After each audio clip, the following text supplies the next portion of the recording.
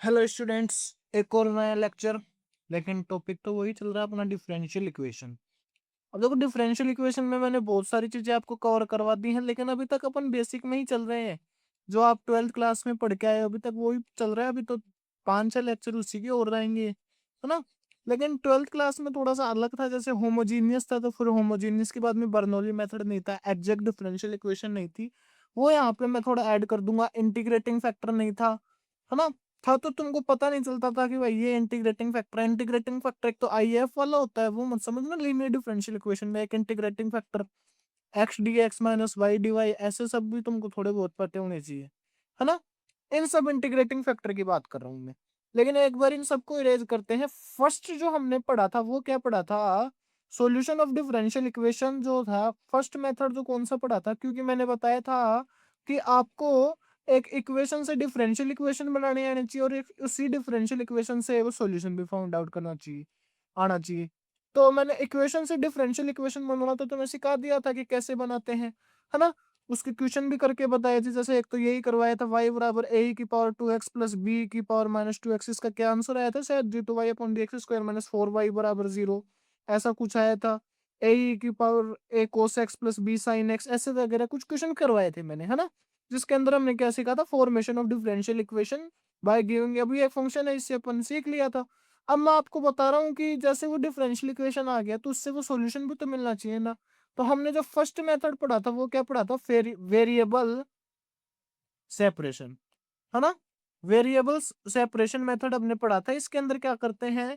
हमारा एक ही टारगेट रहता है, एक्स डी एक्स वाले टर्म एक साइड और वाई डी वाई वाले टर्म एक साइड। कोई भी डिफरेंशियल इक्वेशन दे रखा है और अपन वेरिएबल सेपरेशन से सोल्व करें तो अपना एक ही टारगेट रहेगा कि भाई एक्स डी एक्स वाले टर्म तो एक साइड और वाई डी वाई वाले टर्म है एक साइड। और कोई टारगेट नहीं है। अब जैसे ही तुमने ये कर लिया, फिर उसका क्या कर दो? दोनों ओर इंटीग्रेशन कर दो, बस आंसर आपका आ जाएगा, है ना। अब इंटीग्रेशन तो करना पड़ेगा ना यार, उसमें मैं भी क्या कर सकता हूँ। तो मैंने एक दो क्वेश्चन करवा दिए थे, 2-3 क्वेश्चन आज मेरा कराने का प्लान है बस इस लेक्चर में। लेकिन वो 2-3 क्वेश्चन थोड़े अच्छे हैं तो टाइम ले लेंगे, 10-15 मिनट तो आराम ज्यादा ही ले लेंगे, क्योंकि बढ़िया क्वेश्चन है, ज्यादा बढ़िया भी नहीं है। लेकिन इंटीग्रेशन थोड़ा सा लेंथिंग है, तो ऐसे मान के चलो इस लेक्चर में आपके इंटीग्रेशन की प्रैक्टिस होगी, डिफरेंशियल इक्वेशन की तो मुश्किल है। लेकिन वेरिएबल सेपरेशन आपको समझ में आना चाहिए। थोड़े से डिफरेंशियल इक्वेशन मैंने क्वेश्चन वैसे इंटरनेट से उठाए हैं, खुद से एक भी क्वेश्चन नहीं लिया। और ये क्वेश्चन शायद आईआईटी लेवल तो नहीं है, खैर। ना ना ना ना, इतना हल्का लेवल तो नहीं है आईआईटी। हाँ, तुम मान सकते हो, जैसे सीयूईटी लेवल मान सकते हो। सीयूईटी यार मैंने कभी देखा नहीं है पेपर, लेकिन कोई दिक्कत वाली बात नहीं है। वेरिएबल, हाँ, एनटीए लेवल तो तुम मान सकते हो। वेरिएबल सेपरेशन मैंने क्या बताया? X d x. अब इसकी जनरल फॉर्म तुमको पता है क्या? M d x plus N d y बराबर 0। एम इज फंक्शन ऑफ, ये जनरल फॉर्म से तुमको करना क्या है ना। उससे कोई लेना देना तुम्हें नहीं है। जैसे तुमको देखो, चलो एक बार के लिए मैं दिखाई देता हूँ डिफरेंशियल इक्वेशंस 1। ये रही इंट्रोडक्शन बेसिक, और ये अपना जो था method of variable separation, open in board. तो मैंने यही तो तुमको बताया था कि एक differential equation is variable separation is can be written as, देख लो ये टर्म्स एक साइड लिख रखी है, ये लो, ये आपका वेरिएबल सेपरेशन का क्या है? टोटल मेथड, बस। अब इसी को तो ये दोनों इक्वेशन मैंने बता ही दिए थे, इनमें कुछ भी नहीं है। ओके, ये वही पेज खुल गया। तो एक बार के लिए मैं पेजेस देख लेता हूँ क्या क्या क्या हो रहा है। एक बार इसको तो करते हैं बंद, और ये पिछली खुल गई ना क्लास। तो ओके, अब भी अपन अपना वाला जोड़ देते हैं GH। अब मैं आपको क्या पढ़ा रहा था? ये पढ़ा रहा था ना। तो कोई दिक्कत वाली बात नहीं है, इसके अंदर तो मैं ये समझ में आ गया। थोड़ी सी यार एक देखो वॉइस की प्रॉब्लम है, चिड़िया आ रही होंगी, सुन लो, कोई बात नहीं यार। अब अपना क्वेश्चन चालू करते हैं। तो फर्स्ट क्वेश्चन मैं आज की क्लास का लेता हूँ, वो है ये। आसान से तुम कहोगे है क्या लिया है? ये क्वेश्चन जो है फर्स्ट क्वेश्चन है, 3-4 क्वेश्चन ही है, लेकिन सबसे हल्का क्वेश्चन सबसे पहले ही लेंगे। एक डिफरेंशियल इक्वेशन है जिसका जनरल सॉल्यूशन ये है। ओके, तो व्हाट इट इट्स ऑर्डर। तो ये एक क्वेश्चन है जो एनडीए लायक तो कंफर्म है ना। एक डिफरेंशियल इक्वेशन है जिसका जनरल सॉल्यूशन ये है। ओके, अब तुम्हारे पास दो मेथड है, क्या तो टाइम वेस्ट कर लो या मैं बताऊं वैसे करूं। फर्स्ट मेथड ये है कि तुम डिफरेंशिएशन करके कितने, वो क्या है, आर्बिट्ररी कांस्टेंट कितने हैं? दो। तो तुम दो बार डिफरेंशिएशन करके एक डिफरेंशिएशन, वो डिफरेंशियल इक्वेशन बनाओगे, और फिर चेक करोगे कि भाई क्या ऑर्डर है। वैसे तुमको पता है कि क्या ऑर्डर है, लेकिन ऐसा मैंने करवाया तो था, लेकिन फिर भी ये तो थोड़ा इजी आ गया। ऐसा और कोई क्वेश्चन आ जाए तो एक बात बताओ, दोनों टर्म्स में e की पावर x कॉमन आ रहा है, तो a प्लस बी मैं क्या लिख दूंगा बाहर, और e की पावर x ऐसे। ए प्लस बी, ए भी कोई कांस्टेंट है, बी भी कोई कांस्टेंट है। एक कांस्टेंट में कांस्टेंट जुड़ता है, जैसे 5 मान लो, 5 में 7 जुड़ेगा तो 12 ही तो आएगा। तो कांस्टेंट प्लस कांस्टेंट जो होता है वो किसके इक्वल होता है, कांस्टेंट के इक्वल। तो y बराबर जो आ गया c e की पावर x। अब मैंने एक बात बताई थी कि अगर आपके जनरल सॉल्यूशन में जितने आर्बिट्ररी कांस्टेंट होते हैं उतनी क्या होती है, डिग्री होती है। ये बात तो हमारी हो गई थी ना, ये ये बात हो गई थी ना। डिग्री, ऑर्डर क्या होते हैं, मैंने क्या बताया था, मैं खुद भूल गया, अरे नहीं। तो अपने से पूछ रहा है ऑर्डर, तो जितने आर्बिट्ररी कांस्टेंट है उतने ऑर्डर की क्या होती है, डिफरेंशियल इक्वेशन। ओके, तो अगर आप देखो आर्बिट्ररी कांस्टेंट कितना है, 1, तो 1 ऑर्डर की डिफरेंशियल इक्वेशन हो जाएगी। ठीक है, इस हिसाब से करना। अब तुम चाहिए वैसे कर लो, जैसे आप डीवाई अपॉन डी एक्स करोगे तो ये क्या आएगा, ए ई की पावर एक्स प्लस बी की पावर एक्स। अब इसमें तुम किया जाओ d two Y upon D x square, है ना, ए ई की power x plus B e की पावर एक्स। इसका तो डिफरेंशिएशन यही बनेगा ना। लेकिन एक बात बताओ यार, एक डिफरेंशिएशन इक्वेशन है, एक मिनट रुको और नेक्स्ट पेज ले लेते हैं। y बराबर ए ई की power x plus B e की पावर एक्स, ये किसी जनरल सॉल्यूशन है किसी डिफरेंशियल इक्वेशन का। अब इसके अंदर दो आर्बिट्ररी कांस्टेंट है, एक तरीके से मैं ऐसे मान के चल रहा हूँ दो ही है। तो d y upon D x जो है वो क्या हो जाएगा, अगर तुम देखो तो ए ई की power x plus D upon D X B A की पावर एक्स। तो ये ए बाहर आ जाएगा, ए ई की पावर एक्स प्लस बी की पावर एक्स। आगे भी ये तो ऐसे ही चलता रहेगा। तो एक बात तुमको क्या देखने को मिली कि अगर फंक्शन सेम हो दोनों कांस्टेंट को, तो वो कांस्टेंट ऐसे आपको एक ही लेके चलना है, 20 नहीं लेके चल रहे हैं। अब तुम डिवाई अपॉन डीएक्स करोगे तो वो सी की पावर एक्स ही तो बनेगा, है ना। तो कांस्टेंट आपका एक ही आ रहा है, लेकिन उस कांस्टेंट को हमने ए और बी में ब्रेक करके लिख दिया क्वेश्चन वाले ने। इसलिए बता रहा हूँ कि क्वेश्चन थोड़ा सा ट्रिकी है। मैं भी देख लो तुम्हारे सामने हो जाता हूँ कंफ्यूज यार, मैं आदत नहीं है ना मेरे को यार थोड़ा सा। अभी ऐसे मान लो जब तक 15-20 क्लास नहीं हो जाएंगे ना इस टॉपिक की, तब तक थोड़ा सा डर डर तो क्या ही है, मतलब थोड़ा सा एक यार रहना चाहिए। ओके, तो तुमको ये समझ में आ गया कि भाई डिफरेंशियल इक्वेशन जो है ये क्वेश्चन तुम कर लोगे। आगे बढ़ता हूँ मैं, ये आपका एक दे रखा है, अगले पेज पे लिख लेता हूं मैं। X y square d y upon D x, x y square d y upon D x equals to 1 - x² plus, oh sorry sorry, undo, 1 - x² plus y² -x² question same है ना। क्या है, x y square d y upon D x, 1 - x² plus y² -x² y²। Okay, अब एक बात बताओ तुमको करना क्या है, तुम्हारा मकसद क्या है। मकसद यही है कि x वाली टर्म को एक साइड, y वाली टर्म को एक साइड। अब मेरे को एक चीज दिख रही है, क्या बताता हूँ, कि इन दोनों टर्म्स में से y² कॉमन आ रहा है, ले लिया भाई। तो अंदर क्या बच गया, 1 - x²। यहाँ पे क्या बच गया, XY² d y upon D x, थोड़ा सा छोटा ही ले लूंगा इसको, इक्वल्स टू 1 - x²। अब एक बात बताओ, क्या बुझाने देता हूँ, इन दोनों टर्म्स में ये दो टर्म लेके चले तो इन दोनों टर्म में 1 - x² कॉमन आ रहा है। तो यहाँ पर क्या कॉमन आ रहा है, 1 + y²। ओके, अब देखो तुम्हारी बात बन सकती है, तुम ऐसे रखो y² D y upon 1 + y² और 1 - x² अपॉन में x इंटू में dx। तुमको आराम से समझ में आ गया होगा कि कैसे मैंने क्या किया है। अब इनका क्या कर देंगे, इंटीग्रेशन कर देंगे। तो ये तुम्हारे लिए शायद एक बढ़िया इंटीग्रेशन उठ गया कि y² बटा 1 + y², ये क्या है। ये इंटीग्रेशन तुमने कहीं ना कहीं तो किया होगा यार, तुमने सुना है कि प्रॉपर फ्रैक्शन, इम्प्रॉपर फ्रैक्शन, है ना। एक तो देखो 4/3 होती है, एक 3/4, है ना, 4/3, 3/4। तो प्रॉपर इम्प्रॉपर, ये तुमको बताना है कि कौन सी प्रॉपर कौन सी इम्प्रॉपर।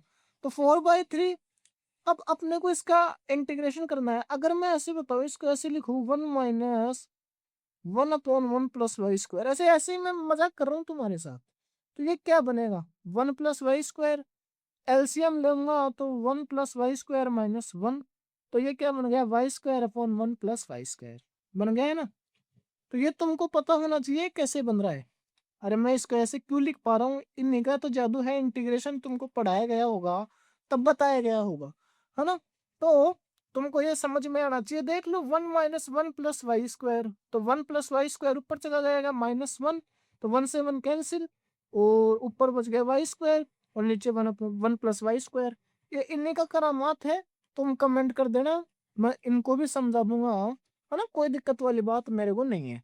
तो अगला जो है उसके अंदर मैं क्या लिख दूंगा, अरे यार ये देखो, ये रहा, लेके सब कुछ आता हूँ बस मेरे को खुद को नहीं पता मैं कौन से पेज में क्या डाल देता हूँ। इसको यार प्रॉब्लम को ठीक करेंगे यार।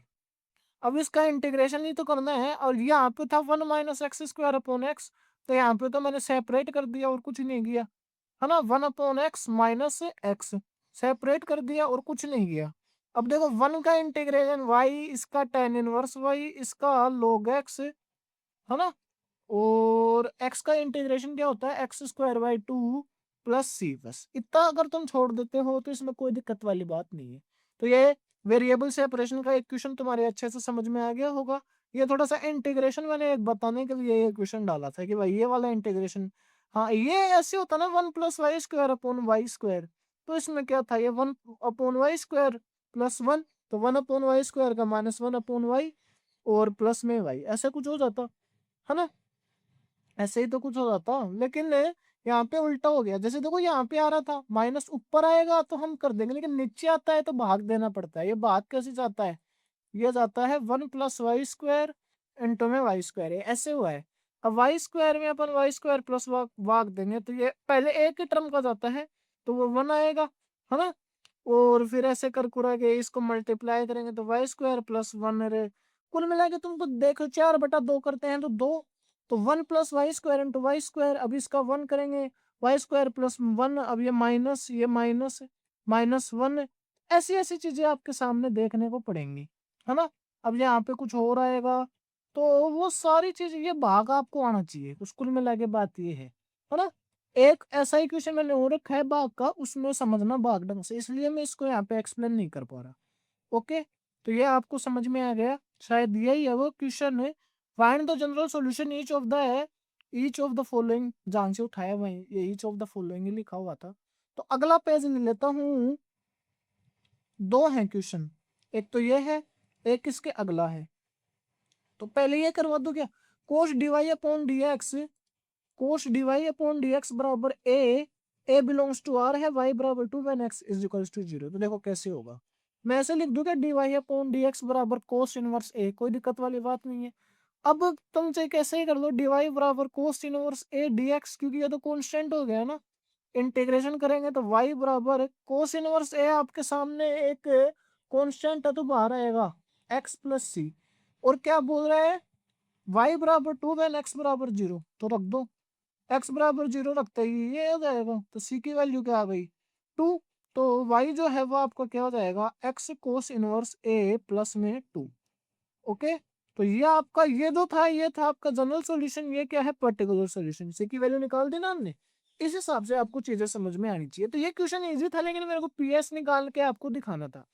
ओके, अब जो नेक्स्ट क्वेश्चन है, मतलब ये वाला क्वेश्चन थोड़ा सा बढ़िया है। थोड़ा सा क्या, ये बहुत ही ज्यादा बढ़िया क्वेश्चन है। इंटीग्रेशन थोड़ा सा मजेदार आएगा इसमें, इतना भी मजेदार नहीं आएगा कि तुम्हें नींद ही आने लग जाए। मैथ में नींद तो आती नहीं है। तो ऐड कर लेते हैं पेज। तो क्वेश्चन क्या था, सॉरी यहीं ऐड कर लेते हैं ना अपन। x - 1 मैंने देखा ही नहीं यार, Dibai upon dx 2x³ y, वही वेरिएबल से ऑपरेशन करना है। तो देखो, डिवाई अपॉन y में ऐसे लिख दिया 2x³ अपॉन x - 1 dx। अब ये वापस से प्रॉपर फ्रैक्शन है, इम्प्रॉपर फ्रैक्शन, ये तुम्हारे लिए एक कमेंट ही रहेगा। तुम जब तक नहीं बताओगे, पूछोगे नहीं, तब तक नहीं मैं बताऊंगा। अब डिवाई अपॉन वाई, इसका इंटीग्रेशन तो तुम्हें पता है ना, 1/y का log y हो जाएगा। 2x³ अपॉन में x - 1 dx, इसका इंटीग्रेशन कैसे करोगे। तो ये तुमको डिवाइड करके ही सोल्व करना पड़ेगा, जो क्लास 9th में शायद तुमने सीखा होगा ऐसा डिवाइड, मेरे हिसाब से तो मैंने तो 9th में सीखा था। तो एक पेज ऐड करते हैं और डिवाइड करते हैं 2x³ अपॉन में x-1 का। थोड़ा सा इसको भी जानते हैं एक बार, है ना, थोड़ा सी ये ठीक लेते हैं। किसका डिवाइड करना है आपको? 2x³ अपॉन में x-1। तो ये देखो x-1 और 2x³। ओके, कौन सा डिविडेंट होता है, कौन सा डिविजर, कौन सा क्वोशिएंट, कौन सा रिमाइंडर, सारा पता है क्या तुम्हें? तो देखो सबसे पहले अपन क्या करते हैं, इसकी टर्म लेते हैं, इसकी पहली टर्म लेते हैं। तो 2x³ अपॉन में x, वो क्या आएगी 2x² जो आती है वो यहाँ लिखते हैं। फिर उसको इसी से मल्टीप्लाई करते हैं, तो 2x² को मल्टीप्लाई किया x-1 से, तो 2x³ माइनस 2x²। फिर वो लिखते हैं यहाँ पे, फिर करते हैं इनका साइन चेंज। तो क्या बन गया, अब ये इससे कैंसिल, तो ये 2x²।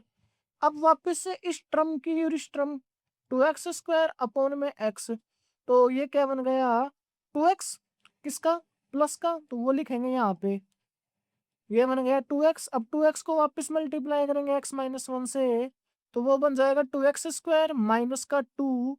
अब वापस से साइन चेंज करेंगे, तो प्लस का 2। और इसके आगे अपन क्या क्या देख सकते हैं, तो प्लस का 2 और ये यहाँ पे 2 रिमाइंडर बच गया और ये वैसे बच गया। ओके, इस हिसाब की चीजें आपको देखने को मिलेंगी। अब एक बात बताओ, जब तुम देखते हो जो इनके बीच में क्या रिलेशन होता है, डिविडेंट, डिविजर, कोशिएंट, रिमाइंडर, इनके बीच में कुछ रिलेशन होता है ना, वो तुम्हें पता है क्या? वो रिलेशन ये होता है कि 2x³ जो है आपका वो किसके इक्वल बनेगा, है ना, वो किसी ना किसी के तो इक्वल बनेगा ना। तो वो इक्वल बनेगा x-1 2x² plus 2x plus 2 और प्लस में रिमाइंडर 2। तो देख लो, इसको बोलते हैं डिवीजर, इसको डिविडेंट, इसको कोशिएंट, इसको रिमाइंडर। ये हो गया, ये तुमको पता। अरे जैसे तुम ये देखो 3 7, तो 3 दूनी 6, 7 में से 6 गए एक, तो इन दोनों को मल्टीप्लाई करते हैं, इन दोनों को भूल जाओ कौन सा क्या है, इन दोनों को मल्टीप्लाई करते हैं 2 और 3 को, और उसके अंदर ये रिमाइंडर जोड़ देते हैं, तो ये आ जाता है। तो बस सेम चीज है, इन दोनों को मल्टीप्लाई कर, लेकिन अपने को वैल्यू किसकी निकालनी है, 2x³ अपॉन x-1 की। तो पूरे इक्वेशन में मैं 2x x-1 का डिवाइड दे देता हूँ, तो क्या बन गया 2x² plus 2x plus 2 plus 2 upon x-1, है ना। तो इस हिसाब से इसकी वैल्यू निकल कर आ गई। अब अपन क्या कर लेंगे, वहां रख देंगे, इसका इंटीग्रेशन लोग भाई, और इसकी वैल्यू क्या है अभी आप हमारे सामने, 2x² plus 2x plus 2, 2x² plus 2x plus 2 plus में 2 अपॉन x-1। एक बार ये चेक कर लेते हैं, 2x² plus 2x plus 2 plus 2x-1। अब इसका इंटीग्रेशन तो हमने कर दिया है, चाहिए अगली स्टेप में कर देते, कोई दिक्कत वाली बात नहीं है। अब 2x³ upon 3 plus 2x² by 2 plus 2x plus 2 log x-1 और प्लस में c। अब चाहिए तुम इसको इंटीग्रेशन को जितना बढ़ाना चाहो, जैसे कई लोग सी लेंगे, फिर लोग सी इन दोनों का स्क्वायर करेंगे, कर सकते हो, लेकिन ये आप इतना फाइनल आंसर देख सकते हो। तो ये मेरे आज के question the variable separation method के, और इन सारे क्वेश्चन जो है पीडीएफ फॉर्मेट में भी आपके लिए हैं। एक मिनट में दिखा देता हूँ, इंपोर्ट करते हैं डिफरेंशियल इक्वेशन वेरिएबल सेपरेशन। तो ये देखो पेज 1 है, ओपन इन बोर्ड, थोड़ा सा जूम करके दिखा देता हूँ। तो देखो फर्स्ट क्वेश्चन वो मैंने एक ऑर्डर वाला नहीं लिखा क्योंकि वो इजी था। तो ये इनवर्स लिया, कोस इनवर्स ए dx, इंटीग्रेट किया एक्स कोस इनवर्स एक्स, ये किया c बराबर 2, तो y बराबर cos inverse a plus 2। Okay, फिर है क्वेश्चन नंबर 2।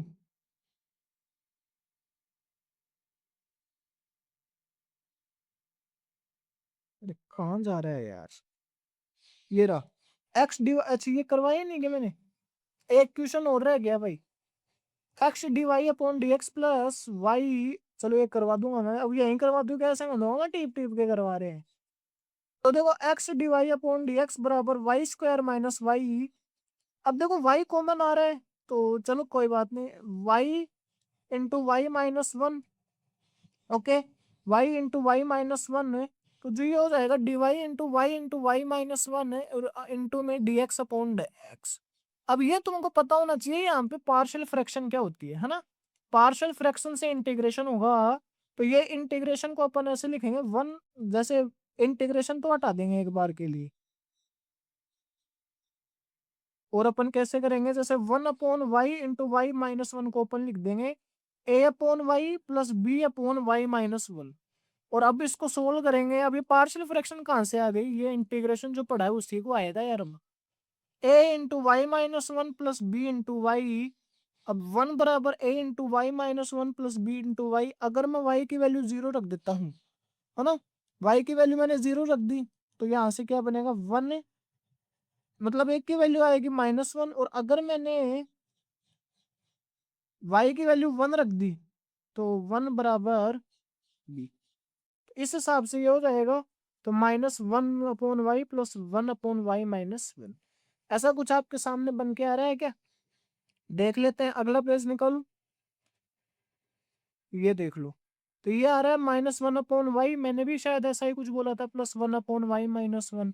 अब इसका इंटीग्रेशन कर रहे हो तो -ln y, थोड़ा जूम करूँ क्या, कंट्रोल नीचे जाएंगे, है ना। तो ये देख लो -ln y बराबर ln x + c। अब ये तुमको पता ही है कि ये प्रॉपर्टी के लोग है m-n log x + c, और ये ln c ले रखा है इसने, तो ये ln c से xc, ln से ln कैंसिल हो जाता है, तो y-y बराबर x⁻c। अब आगे तुम देख लो, है ना, क्या लिख रखा है इसने, 1-1/y बराबर cx। अच्छा ये ऐसे लिख रखा है रे यार, तो 1-1/y ये बराबर cx। टाइपिंग एरर यार कर ही देता है यार आदमी। ये कोई मेरा दोस्त, कभी मैं खुद लिखता हूँ, कभी उससे लिखवाता हूँ, कभी एआई का भी यूज करता हूँ। तो वो दोस्त है, वो एआई, क्या पता है एआई जनरेटेड भी हो सकती है, मैंने तो उसको क्वेश्चन दिए थे। तो 1-1/y, और 1/y बराबर 1-cx, तो y की वैल्यू आ गई 1/1 - cx। ओके, और इस डिफरेंशियल इक्वेशन का ऑर्डर देख लो कितना है, 1 ही तो है। ये मैंने बता ही दिया, थर्ड वाला क्वेश्चन, है ना। कंट्रोल ऊपर नीचे जाना है ना, तो ये दबाना है। ये देख लो भाग करके मैंने बता ही दिया था। ओके, तो अब ln y, अब उसने देखो क्या किया है, c वो e की पावर में ले गए, उससे कुछ फर्क नहीं पड़ता है। तो मैंने वेरिएबल से ऑपरेशन के आज क्वेश्चन करवा दिए हैं। अगले लेक्चर में अपन क्या करेंगे, एक कई टर्म्स ऐसी आती है वेरिएबल से ऑपरेशन में जिसमें ax + b को v लिखना पड़ता है, फिर जाके सॉल्यूशन करना पड़ता है। दिखाऊं क्या आपको, शायद उस पीडीएफ में है या नहीं, मेरे को नहीं पता। देख लेते हैं है या नहीं है। ये रहा, ऐड करते हैं, ओपन इन बोर्ड, देख लो। होमोजीनियस ही है यार, नहीं है होमोजीनियस, इसमें मतलब एक टर्म हो जाती है, जैसे कई बार क्या देखने को मिलता है अपने को, ax + b वाली टर्म्स को v लिखने को मिलता है ना, उस हिसाब की चीजें आ जाती हैं। यहाँ तो यार पेन नहीं चलता है, ये बताओ। तो कोई दिक्कत वाली बात नहीं है। तो मैंने 4 क्वेश्चन या 5 क्वेश्चन जितने भी कराए, मेरे को खुद को नहीं पता है, क्योंकि मेरा कंटेंट तो तुमको पता ही है, एकदम खत्म रहता है। ओके, अब मैं एक बात बोलना चाहता हूँ आपसे। अब जो है डिफरेंशियल इक्वेशन की जो सीरीज है, अब यार मैं क्वेश्चन करवा रहा हूँ एक, तो वही कोई मतलब नहीं है, पूरा लिख रहा हूँ, कोई मतलब नहीं है। अब से मैं खुद है ना रफ कॉपी में लिख लूंगा, ये ऐसे तुमको स्ट्रक्चर्ड फॉर्मूला, और फिर उनको समझा दूंगा। मेथड समझाना है, क्वेश्चन चाहिए मैं खुद प्रैक्टिस कर लूँ, तो उसमें मेरी प्रैक्टिस हो रही है, तुम्हारा तो कोई फायदा है नहीं। और अगर तुम कहोगे कि मैं लाइव प्रैक्टिस करता रहूं, तो उसमें मेरा ही फायदा है, बढ़िया दिमाग खुलेगा और खुलेगा, है ना। तो कोई दिक्कत वाली बात नहीं है, अपन ऐसे भी कर लेंगे। अभी तो देखना, क्लेरे लैंग्रेज और क्या क्या पढ़ाऊंगा तुम्हें, एक्सट्रेनियस लोकी, हायर डिफरेंशियल इक्वेशन है ना, इंस्पेक्शन मेथड, वेरिएशन पैरामीटर, बहुत सारी चीजें हैं। पूरा डिफरेंशियल इक्वेशन, ये ऑर्डिनरी खत्म हो जाएगा तो पार्शियल चला दूंगा, है ना। डिफरेंशियल इक्वेशन ऐसे मान लो पूरा करके छोड़ूंगा, फिर जाके एक मैं सोच रहा हूँ अब एक कोर्स और लॉन्च करूंगा साथ साथ, मतलब एक कोर्स और चलेगा आपके साथ साथ, वो चलेगा स्टैटिक जीके। नाम चैनल का मेरा क्या है तुमको पता है? नाम चैनल का है, आपको दिखाता हूँ मैं,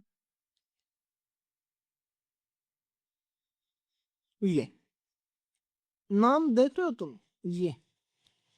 और इस चैनल पे मैं स्ट्रेटेजी के ला रहा हूँ, कोई दिक्कत वाली बात नहीं है ना। क्यों? क्योंकि साइंस जीके के बिना अधूरी है, जीके साइंस के बिना अधूरा है। इसलिए, और वो भी ऐसे नहीं कि ट्रिक के साथ आएगी। अब एक बात बताओ, तुम वर्ड पढ़ते हो विबग्योर, अब विबग्योर ऐसे बताओ, कोई वर्ड नहीं बनाता और तुमको वैसे ही पढ़ना पड़ता तो कितना अजीब लगता ना। इसलिए बोल रहा हूँ। और आपसे ऐसे मान लो ये 101% लास्ट लेक्चर है, जिसमें 5 क्वेश्चन के लिए 25 मिनट लिए जा रहे हैं तुमसे। अगले लेक्चर्स में क्या होगा, जो डिफरेंशियल इक्वेशंस कहेंगे, मेथड तो ऐसे ही एक्सप्लेन किया जाएगा। अगर कोई मेथड होगी, कोई डेरिवेशन होगी, क्वेश्चंस के लिए क्या तो मैं जहां से भी क्वेश्चन उठाऊंगा, क्वेश्चन यार मैं खुद तो बनाता नहीं हूँ, किसी ना किसी बुक से उठाता हूँ, किसी न किसी साइट से। तो वहीं पे क्वेश्चन, जैसे अब यार कोई कहाँ से उठा रहे हैं तो इसका क्रेडिट देना पड़ेगा। जैसे टेक्स्ट बुक से उठाया, टेक्स्ट बुक को क्रेडिट दे देंगे, क्यू मैथ से उठाया तो क्यू मैथ को क्रेडिट दे देंगे, कोई दिक्कत वाली बात नहीं है। और क्रेडिट देंगे यार, क्रेडिट तो देंगे यार, उनसे उठा रहे हैं तो, है ना। या फिर किसी बुक से उठा लेंगे, उस बुक को क्रेडिट दे देंगे, जैसे एमडी राय सिंघानिया सर है, वहां से उठा लिया। तो अब लेक्चर को लंबा खींच रहा हूँ मैं, मेरे को भी लग रहा है, और थोड़ा सा आपको बोरिंग भी लगता होगा मेरा लेक्चर, मेरे को सारी चीजें पता है। अगला लेक्चर तुम देखना कितना मजेदार होगा। तुम ये ऐसे मान लो डिफरेंशियल इक्वेशन का मजेदार लेक्चर होगा। ये चौथा लेक्चर में तो मैंने क्वेश्चन करवाए हैं, कुछ मेथड तो सिखाया नहीं नया। अगले में 2 मेथड सीखेंगे अपने और उनके ही क्वेश्चन। थोड़ा वो लेक्चर लंबा भी खींच सकता है, क्योंकि वो 40-45 मिनट का भी, क्योंकि उसके अंदर क्वेश्चन भी होंगे, मेथड भी होंगे, सारी चीजें होंगी, है ना, ताकि इस चैप्टर को अपन खत्म कर पाए। तो thank you very much for joining me, and we will meet in the next lecture with more fun and more energetic content। तो थैंक यू। और सॉरी, तुमको पता ही है मैं हर बार बोलता ही रहता हूँ, फॉर चिड़िया की चहचहाट। बाय।